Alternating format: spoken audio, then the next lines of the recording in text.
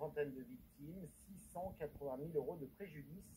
Dans le Val d'Oise, une vaste histoire d'escroquerie immobilière mobilise les gendarmes depuis début février. En ligne de mire, un agent immobilier de Persan, gérant d'une agence. Certains de ses clients l'accusent d'avoir détourné leur argent. Maëla Mendy avec Tania Wati. Ils devaient emménager cette semaine dans la maison de leurs rêves. Ce couple a signé un compromis de vente début décembre et versé un acompte appelé séquestre de 40 000 euros à leur agent immobilier. Mais la veille de la vente, l'argent a disparu.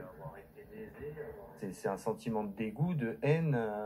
J'ai une rage en moi. C'est impensable. Surtout quand c'est quelqu'un qu'on connaît depuis l'enfance. L'agent immobilier, c'est Soufiane Mazouz, filmé ici en 2013 lors d'une action associative. Devenu gérant de cette agence à Persan qui vient de fermer, il aurait escroqué et ruiné des dizaines de clients organisés en collectif.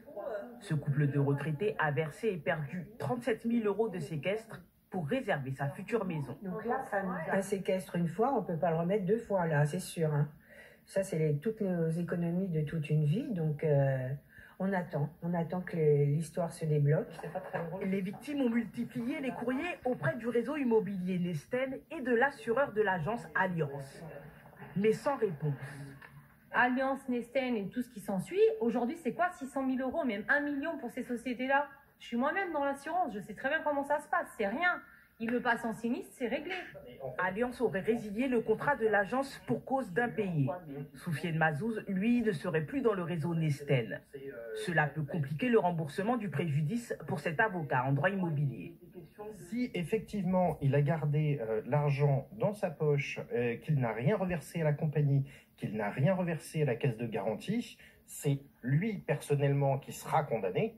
Et en cette hypothèse, ça veut dire que c'est uniquement sur lui qu'on pourrait essayer de récupérer l'argent. Ce qui veut dire que s'il est insolvable, eh bien ça va prendre des années et des années. Le collectif compte une trentaine de victimes pour un préjudice de près de 700 000 euros. La plupart a déposé plainte à la gendarmerie de Persan.